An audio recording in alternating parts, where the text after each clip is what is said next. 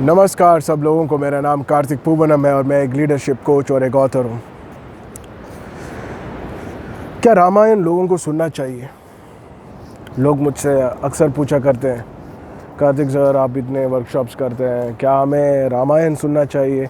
उसमें इतने इतने चीज़ें बताई गई हैं जो आज के मॉडर्न माइंड्स को अज़ब नहीं होता।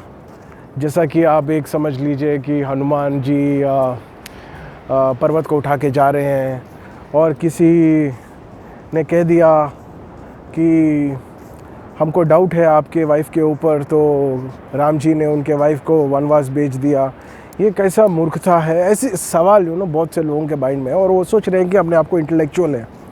देखिए, पहला चीज़, आप जब भी कुछ चीज़ को अप्लाई कर रहे हैं आपके लाइफ में, तो आपको एक बात जाननी होगी कि किन चीज़ों को आपको अप्लाई करना है। और जब आप कुछ कहानी को सुन रहे हो, जब आप कुछ घटना को सुन रहे हो, जब आप एक परिस्थिति को सुन रहे हो जो हुआ एक पर्टिकुलर वातावरण में, एक पर्टिकुलर टाइम फ्रेम में, है ना। अब जब देखोगे तो रामायण कब हुआ था? एक काल में हुआ था।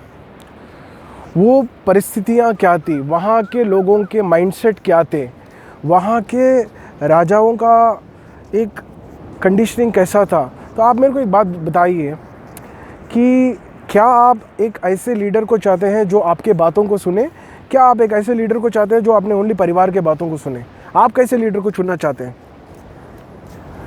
जब राम जी सीता जी को वनवास भेज रहे थे, उन्होंने इसलिए भेजा क्योंकि एक कॉमन मैन जो फिशरमैन है, जो मछली पकड़ने वाला है, उसने कहा। और जब राम को ये बात पता चला तब उन्होंने ये डिसीजन मेकिंग लिया।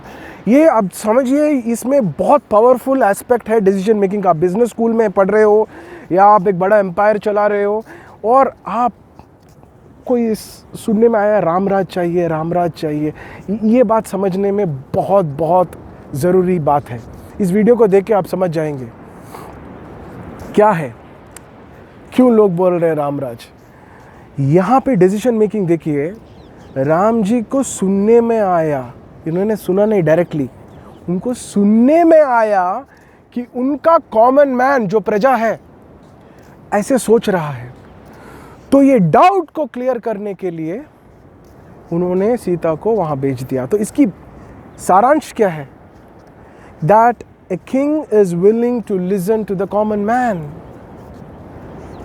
आप क्या ऐसे राजा को चाहते हैं जो अपना बारे में ही सोचे, अपने बीवी के बारे में ही सोचे, अपने बच्चों के बारे में सोचे, या आप ऐसे राजा को चाहते हैं जो आपकी आवाज़ को सुने, आपके विचारधारा को सुने, आप क्या चाहते हैं उसको महत्व दें? आप कैसे राजा को सुनते हैं? आप कैसे राजा को चाहते हैं? और आजकल राजा नहीं है, इसे बोलते हैं leader. What kind of a leader do you expect? तो अगर हमें फॉल्ट फाइंड आउट करना है ना, हज़ारों फॉल्ट हम फाइंड आउट कर सकते हैं हर चीज़ में। तो मैं इसीलिए कहता हूँ कि आप क्या देखना चाहते हैं उससे देख सकते हैं। आप ऐसे देखना चाहते हैं कि एक राजा अपना अहंकार को दिखाना चाहता था, इसलिए उसने सीता को भेज दिया, तो आप इस नज़रिए से देख सकते हैं, उसमें आपका फ़ायदा क्या है। या आप ऐसे राजा को leader, specially a leader, if you want this kind of a leader. आज हम एक डेमोक्रेटिक प्रोसेस में हैं। सो डेमोक्रेटिक प्रोसेस में आपको क्या चाहिए? क्या आपको मिल रहा है ऐसे ऐसा कोई मिल रहा है कि आपको कहीं पे भी देश में देख लीजिए जो एक कॉमन मैन की बात को सुने और समझे और उस पर डिसीजंस ले? क्या आपको ऐसे लीडर्स मिल रहे हैं? ज़रा सोचिए। इसीलिए कहते हैं रामराज। रामराज का मतलब क्या है? रामराज का मतलब ये है कि हमें एक ऐसा लीडर दीजिए जो हमारे बातों को सुने। एक ऐसा लीडर चाहिए हमें जो लोगों के लिए सोचे, अपने आप के बारे में नहीं, अपने परिवार के बारे में नहीं। ये बहुत ही बड़ा सारांश है, ये बहुत ही डीप थिंकिंग है और इसके लिए आपको विचार करना है। और दूसरी बात रही बात ऐसे स्टोरीज़ की, जो हनुमान जी ने एक बड़ा पर्वत उठाया और बड़ा पर्वत उठा के उन्होंने बड़ा पर्वत उठा के क्या किया, संजीवनी तो वैसे ट्रांसपोर्ट किया। तो मैं आज आपसे एक बात पूछना चाहता हूँ, जो चीज़ हमने ना देखी है ना सुनी है, एक हज़ारों साल पहले ना हमने सुनी होगी, लोग जो है उन लोगों ने तो इलेक्ट्रिसिटी को सुना नहीं होगा, देखा नहीं होगा, तो क्या इसका मतलब है कि इलेक्ट्रिसिटी नहीं है? बहुत से लोग ज़माने के पहले ना किसी ने, आप देखिए एक 50 साल के पहले तक इंटरनेट नाम का चीज़ नहीं था। और आपको मैं एक बात बता दूं कि जेफ बेजोस की एक इंटरव्यू मैं सुन रहा था। जेफ बेजोस जो अमेज़ॉन के फाउंडर हैं और दुनिया में सबसे वरिष्ठ most richest and the powerful person in the world, तो वो कह रहे थे कि वो फंड रेज करना चाहते थे अपने इंटरनेट बिजनेस के लिए। और पहले क्या करते थे, वो किताबें बेचते थे, है ना, किताबें बेचते थे तो उन्हें क्या चाहिए था, उन्हें सर्वर में स्टोर करने के लिए स्पेस चाहिए था, है ना। आप जब किताबें स्टोर करते हैं इंटरनेट में तो एक स्पेस कंज्यूम होता है विच कॉल्ड द सर्वर स्पेस। तो ये सर्वर स्पेस के लिए एंड अदर थिंग्स के लिए उन्हें कैपिटल चाहिए था। तो वो ज़माने में वो 10 लोगों से फंडिंग मांगने के लिए गए थे। तो उसके लिए 60 मीटिंग हुआ था, वो कह रहे थे, क्योंकि 50 लोगों ने तो ऐसे ही इनकार कर दिया था। और सब लोग सुने बाद में उनसे एक क्वेश्चन पूछते थे कि Jeff, what is internet? And he had to explain people what was internet. And मैं आपको अमेरिका की बात कर रहा हूँ। तो just because internet existed that time, even then people found it extremely difficult to trust whether उसका adaptation क्या होगा, उसका उसमें कितने लोग एक्सेप्ट करेंगे, उसको कितने लोग और इंटरनेट के पहले कितने लोगों ने ये सोचा था कि इंटरनेट नाम का कोई चीज़ हो सकता है ना। तो आपको एक उदाहरण दे देता हूँ। अभी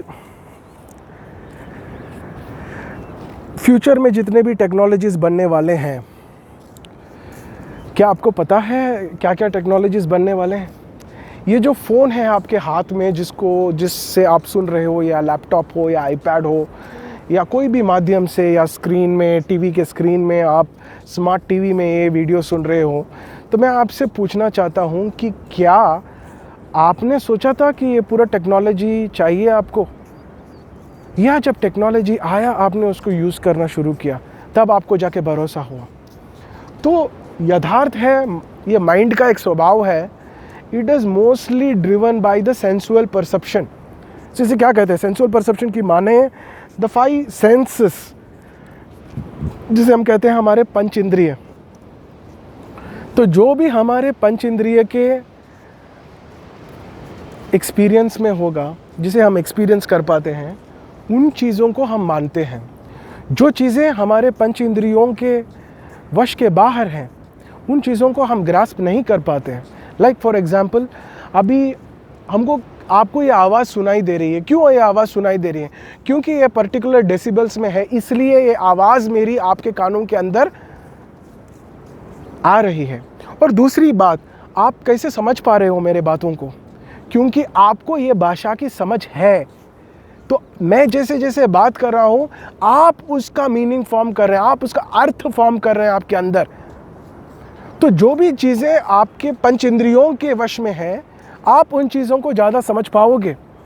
और अभी जो भी कहानियाँ हम सुनते हैं, जो हमने पढ़ा है, ये तो बहुत लोगों माइंड में, अगर आप पंच इंद्रियों के एंगल में देखोगे तो earlier days there was science fiction novels. तो आप मेरे को बता सकते हैं कि जो टेक्नोलॉजीज़ है जो हम यूज़ कर रहे हैं अभी यूज़ कर रहे हैं जितने भी, वो एक साइंस फिक्शन नॉवेल्स में पहले लिखा गया था। जो पहली ड्रोन कहाँ पे इस्तेमाल हुई थी? साइंस फिक्शन नॉवेल में इस्तेमाल हुई थी। बहुत सी चीज़ें आज हम जो देख रहे हैं वो साइंस फिक्शन नॉवेल्स में हैं।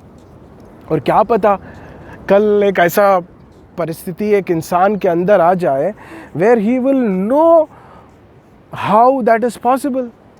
तो ये जो भी चीज़ें जो लोग कर रहे थे, अब इतने हज़ारों साल लोग जीते थे, लेकिन according to the scientific data that we have today, the average life expectancy was only 25 years to 26 years by 1960 1950 ये टाइम में इंडिया में।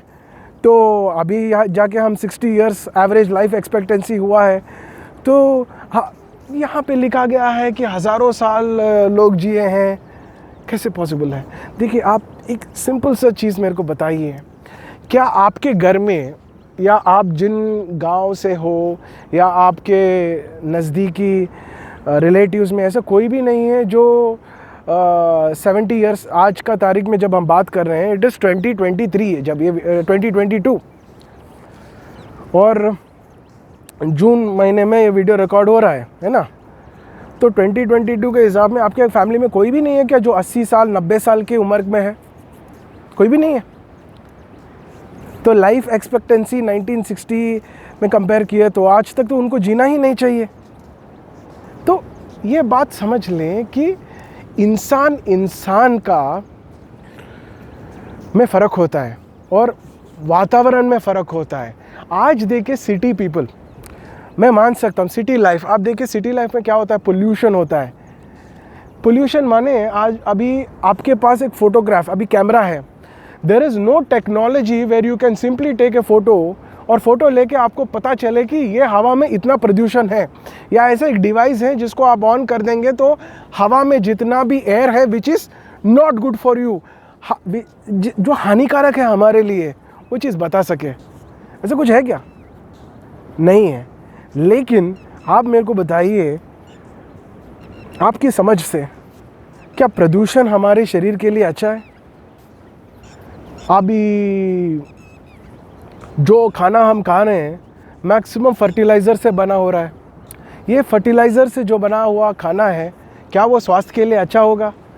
लोग पैकेज्ड फूड खाते हैं। ये पैकेज फूड में एक पुराना जो ऊर्जा देने वाली शक्तियाँ जो है, एक बॉडी को मजबूत बनाने वाली जो शक्तियाँ हैं, जो हमारे इम्यून सिस्टम है, जो हमें प्रोटेक्ट करता है, जो हमें रक्षा देता है, जो हमें एक ताकत देता है बाहर के माइक्रो ऑर्गेनिज्म से लड़ने के लिए, वो माइक्रोबायोम सिस्टम जो है, क्या वो मजबूत है? आजकल के बच्चों में मजबूत है? क्या आपको देखने के लिए ये नहीं लग रहा है कि जो हमारे पूर्वज थे उनमें जो एक सिचुएशन को डील करने की जो क्षमता थी, एक टॉलरेंस लेवल था, एक एनर्जी लेवल्स जो था, वो आज के जनरेशन में नहीं है। निराशा भाव ज़्यादा हो रहा है, सुसाइड्स ज़्यादा हो रहे हैं, ये डेटा आजकल का डेटा है ये। So this is the reality, आप ये बात जान लें। तो जब हम ऐसे एनवायरनमेंट्स में जी रहे हैं जो कम्प्लीटली पोल्यूटेड है, और ये पोल्यूटेड एनवायरनमेंट्स को हम अनपोल्यूटेड एनवायरनमेंट्स के साथ कंपेयर कर रहे हैं, तो डेफिनेटली फ़र्क तो होगा ना, फ़र्क तो होगा। आज आप मेरे को बताइए, आप जो खाना खा रहे हैं वो खाने में ऑर्गेनिक कंटेंट अगर आप देखें, और राम जी के टाइम में ऑर्गेनिक कंटेंट की अगर आप, आज तो देयर इज़ नो फैसिलिटी, अगर आप एक इमेजिन भी कर पाएंगे, आज जो भी साइंटिस्ट है जो ऑर्गेनिक कंटेंट में काम कर रहे हैं या एग्रो साइंटिस्ट है, आप उनसे अगर बात करेंगे तो वो आपको ऐसे ही बता पाएंगे without anything that the organic content in those foods were much more stronger. और आजकल के ऑर्गेनिक फूड में क्या है, आजकल कितने लोग हैं जो अपने आप को ये सोच से चलते हैं कि अब देखिए, अगर मैं चाहता हूँ ना, हर रोज़ वर्कशॉप्स कर सकता हूँ, हर रोज़ मेरे को बहुत सी यूनिवर्सिटीज़ से मेरे को इन्विटेशंस आते हैं, लेकिन मैं चुनता हूँ प्यार में और एक भगवान के भक्ति में, जय बालाजी, और ऐसे एनवायरनमेंट्स में जीने की। तो मैं ये प्रायोरिटाइज़ करता हूँ, मुझे कितना चाहिए, मुझे कंफर्टेबली रहने के लिए। और वैसे नहीं कि मैं दरिद्रता में जीता हूँ, मैं भी अच्छे गाड़ियाँ चलाता हूँ, अच्छे लग्जरी व्हीकल्स चलाता हूँ, अच्छे जगहों में रहता हूँ, पर एक लिमिट है और उसको कितना जल्दी एक्सेप्ट करना है। तो आई प्रायोरिटाइज जॉयफुल एनवायरनमेंट्स। तो ये वातावरण में जब एक इंसान रहता है तो डेफिनेटली बहुत एनर्जी लेवल्स अलग रहते हैं। और वो ज़माने में आप देखिए क्या था एनर्जी लेवल्स, ऑर्गेनिक कंटेंट क्या था, बॉडी में एक हेल्थ तो ना आदमी तो ऐसी दुरुस्त रहता था। तो जाहिर सी बात है कि उनका जो एज होता है वो definitely, if the organic content आप देखेंगे हज़ारों टाइम्स बेटर होगा। तो आज आप सोच रहे हो 60 इयर्स जी के, बहुत बड़ी बात है। कल साइंस बता रहा है there is certain genes in the body which are responsible for ageing. So cellular regeneration और सेल रीजनरेशन, ऐसे बहुत से टेक्नोलॉजीज़ आ रहे हैं। अगर ये पूरे टेक्नोलॉजीज़ आ जाएंगे तो कि इंसान की उम्र तो बढ़ जाएगा। तो ये गलत फहमी में आप हमेशा कभी भी मत रहिए कि जो चीज़ें आप पढ़ रहे हो वो कम्प्लीटली सुपरस्टिशियस है। हाँ, बहुत सी चीज़ें हैं जो मेरी समझ में आज ना आई हो, लेकिन डेफिनेटली ऐसा नहीं है कि जो चीज़ हमारे पूर्वजों ने लिखा था, बताया था, उसकी कोई महत्वता नहीं है, उसका कोई भी एक बेस नहीं है। आज के ज़माने में देखिए कितने अत्याचार हो रहे हैं। हम कहते हैं रावण को एक राक्षस, रावण ने सीता जी का अपहरण करके किया क्या? Did he misbehave with her? लेकिन आजकल देखिए कैसे राक्षस है जो रेप करते हैं वुमेन को, जो टॉर्चर करते हैं, और जो इतने अत्याचार बढ़ गए हैं आज। तो आप देखिए वो ज़माने में बहुत सी चीज़ें ना आपको हर इंसान में समझ में, आप अगर देखेंगे तो आप मेरे को एक बात बताइए, जो पढ़े लिखे थे, जो बुद्धिमान थे, ये दोनों में अगर आप राम और रावण में कंपेयर करेंगे तो कौन था ज़्यादा बुद्धिमान, कौन था ज़्यादा बलवान, कौन किसके पास कौन थे ज़्यादा भक्त? लेकिन विनाशकाले विपरीत बुद्धि, जिसको कहते हैं ना, एक थॉट प्रोसेस एक इंसान का कभी भी एक इंसान को कमज़ोर कर सकता है। तो और दूसरा चीज़ आप जान सकते हैं, मेरे माइंड में बहुत से डाउट्स आते हैं। तो थोड़े डाउट्स, जैसे अभी विभीषण है, अभी रावण का भाई तो विभीषण था ना, विभीषण। तो ये विभीषण का नाम कितने लोगों पे लगाया जाता है आप देखिए, क्योंकि विभीषण अगर ना होता क्या राम जीत पाते? ये डाउटफुल, क्योंकि उन्होंने सीक्रेट लीक कर दिया। रावण का जो सीक्रेट पॉइंट था वो लीक कर दिया। वो क्यों लीक किया गया?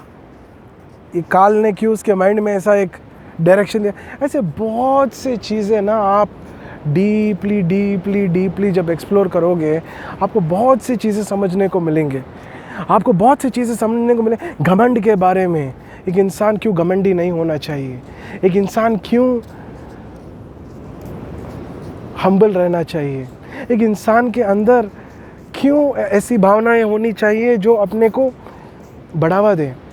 तो बहुत बहुत सी चीज़ें आपको देखने को मिलेगी, सुनने को मिलेगी।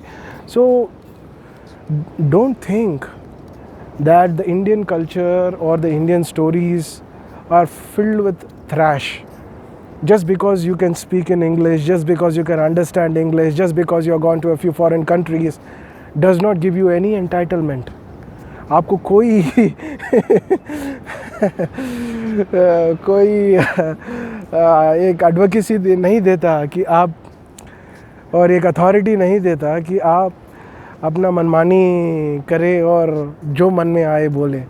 ये बहुत से लोगों की एक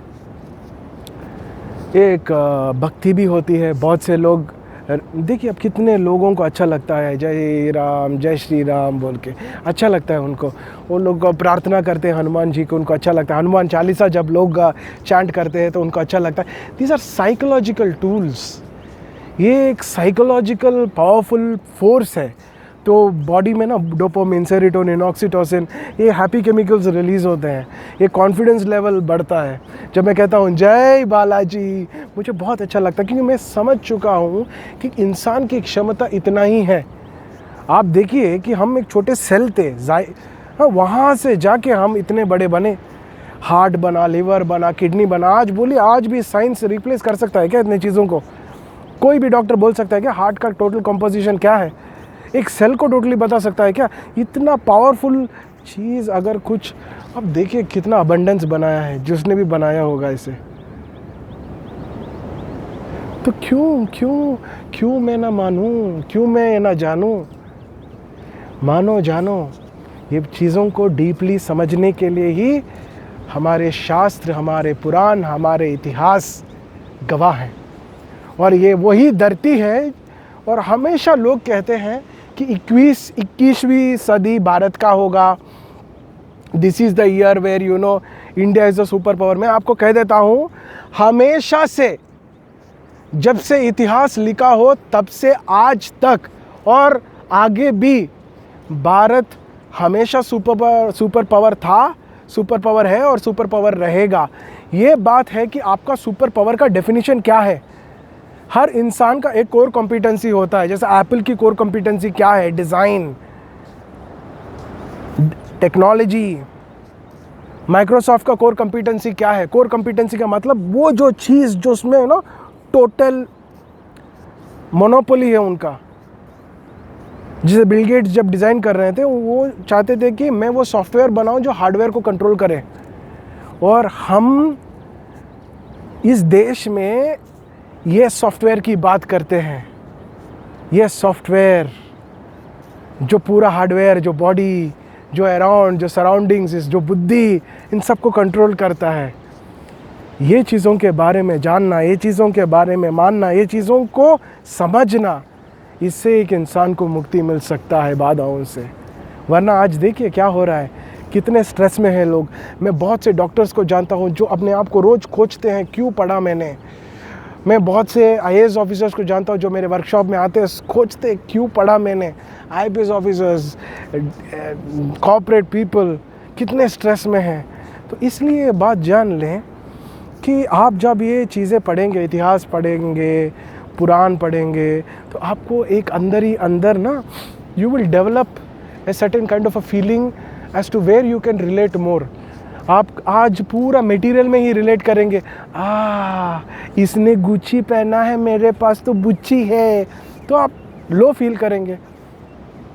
वो लड़की मेरे से भी अच्छी दिखती है। बहुत सी लड़कियों को ये फीलिंग है, लड़कों को भी है। अरे वो मेरे से ज़्यादा कमा, जो उसकी गाड़ी अच्छी है, अरे उसके पीछे वो लड़की जा रही। तो आप पूरे समाज को इस डायरेक्शन में जब मोड़ लोगे, अब वही हो रहा है ना, मेरे को कितना व्यूज़ आया, मेरे को कितना लाइक्स आया, मेरे को कितना कमेंट्स आया। ये चीज़ों से विमुक्त हो जाने के लिए आपको, जब आप रामायण पढ़ोगे, जब आप राम की ज़िंदगी देखोगे, तो उसने ये नहीं सोचा कि इतिहास मेरे बारे में क्या बोलेगा। वो ये सोच रहे थे कि मेरा प्रजा, जिनके साथ मेरी संवाद होती है, जिसकी वेलबीइंग मेरे कारण आधारित होता है, उनके बारे में मैं क्या सोचूं। हनुमान की जीवन आप देखोगे तो एक devotee, he is extremely powerful. Symbolism, इसे कहते हैं सिंबॉलिज्म। जो एक आप जब एक वर्णन करते हो कि उन्होंने एक पर्वत को उठाया है, you are talking about his power. और आज मैं आपको बता देता हूँ, हनुमान चालीसा पढ़ के कितने लोगों को एक फियर से विमुक्ति मिला है। वो देखिए, कितने लोग चैन की नींद सो पाते, वो देखिए। आप अगर खाली सब लोगों को मार्केट ये कितना कमा सकता है, वो कितना कमा सकता है, ये हर इंसान आपके लिए एक इकोनॉमिक इंजन जैसा ही हो ना, वो जाके बड़ा दुर्घटना क्रिएट करने वाला है फ्यूचर में। क्योंकि मार्केट क्या चाहता है, उस हिसाब से आप लोगों को पैदा कर रहे हो और वही चीज़ें आप बढ़ा रहे हो और उस चीज़ों से पैसा कमा रहे हो, और वही चीज़ें बस भी नहीं हो रहा है लोगों को खाली खाने के लिए। पेट में बहुत प्रॉब्लम्स हैं। तो ये प्रॉब्लम्स का समाधान है ये देश। ये प्रॉब्लम से विमुक्त होने के लिए मार्ग है। प्रॉब्लम इस देश में इसलिए आया है क्योंकि उन्होंने जो चीज़ें उनको सौंपी गई है उनके पूर्वजों से, उसको अप्लाई किया नहीं है। भगवत गीता को अप्लाई नहीं किया है, रामायण में अब चीज़ें अप्लाई नहीं की है। बहुत सी चीज़ें हैं, उसको माइंड में देख के अप्लाई करना है, प्रॉपरली अप्लाई करना है, तब जाके ये देश, ये Bharat definitely will feel more wonderful and fantastic. वरना क्या होगा, वहीं बातचीत होगा, ये ठीक है, वो गलत है, वो अच्छा है, वो अच्छा नहीं है। ये बहस में पढ़ के ना कुछ होने वाला नहीं है। तो बुद्धिमान बनिए, ज्ञानी बनिए, और इससे एक इंसान संतुष्ट बनेगा। एक संतुष्ट इंसान में कैसे बनूं, इसके बारे में सोचिए। संतुष्ट इंसान की पहचान उस संतुष्ट अनुभव में ही हैं। सो संतुष्ट रहिए, ये बहुत ज़रूरी है। Live a life in abundance. खुश रहिए और मैं आपको और एक वीडियो में मिलता हूँ। मेरा नाम कार्तिक पूवनम और मैं एक लीडरशिप कोच होता हूँ और आगे मैं बहुत वॉकिंग करूँगा। अच्छा दिन हो आपका।